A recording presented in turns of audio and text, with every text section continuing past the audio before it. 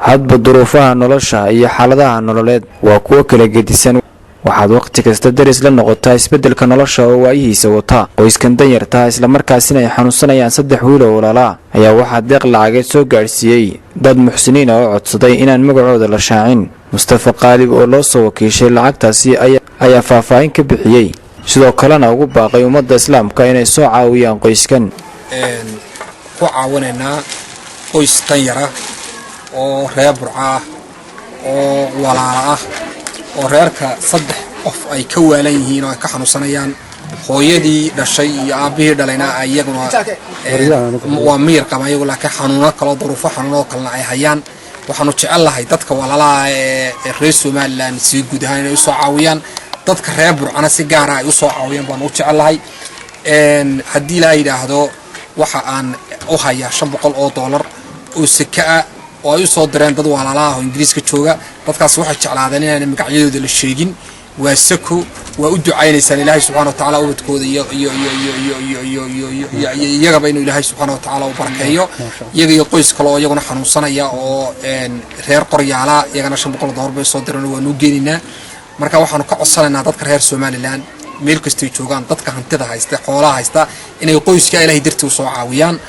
runtii Ilaahay baa idinku naxariisanaya. dhanka kale waxaa halkaasi ka hadlay Sheekh Ibrahim oo kamid ah qurba joogta iyo abwaan Cabdisalaam Caradhuub. waxay ummadda islaamka ka codsadeen in la soo taageero qoyskan duruufaha nololeed iyo masiibada dabiiciga ah ay haleeleen. idinku soo gudbinaynaa sawirka waa aragteen nimankaas ilma Jaamac Cabdilaahi Samatar oo 3 ay xanuunsanayaan.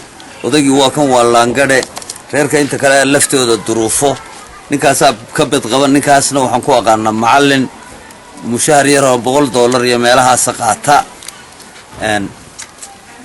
dadku markuu xitaa faaltuuga yahay 3daasuba aanayba xanuunsanaynba yaan lahayn karin. markay mataana yihiin dhashaan baan lahayn karin.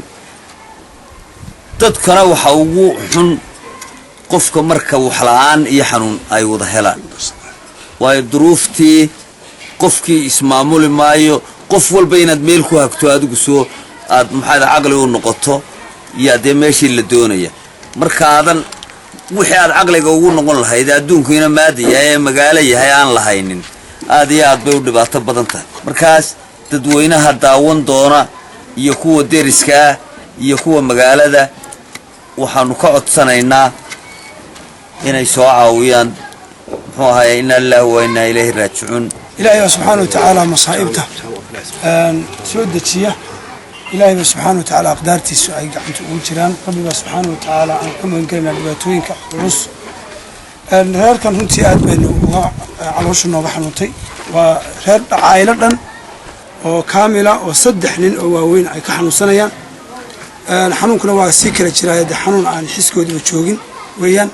reer ka dhan waxa ka bad qaba ninka odayga walaalka waxa ka bad qaba yaani si dhalin caruurta waa ka bad qaba. odaygu waa kan oo curiyaan.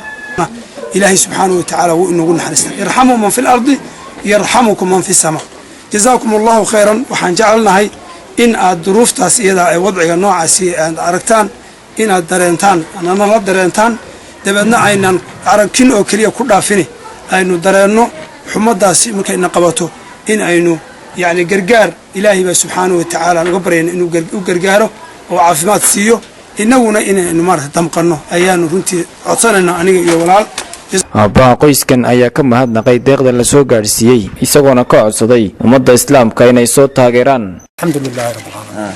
waxaan Ilaahay baa keenay, Ilaahay baan ugu dul leeyahay, Ilaahay baan ugu mahadnaqaynaa.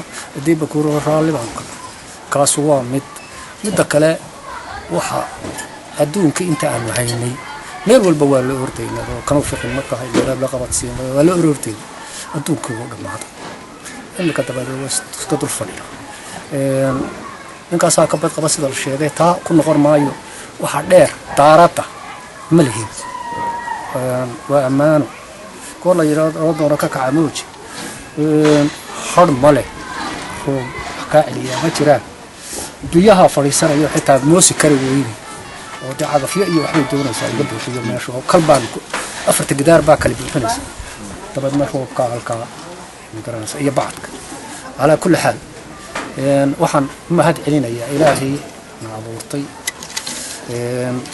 ilaahayna waxaynu ka baryaynaa meel kastoo aynu joogno wixii xanuunsanayaba iyagoo quraba maahay wax badan baa dadka xanuunsanaya wixii kale ee arkaana in la soo caawiyo wixii naloo qaban karaayo walba wuxuu kari karaayo waxa dadka walaalaha iyo muslimiinta ah hadiiba ku hurayeen inay soo caawiyaan baan qayla dhaanta u soo u diranay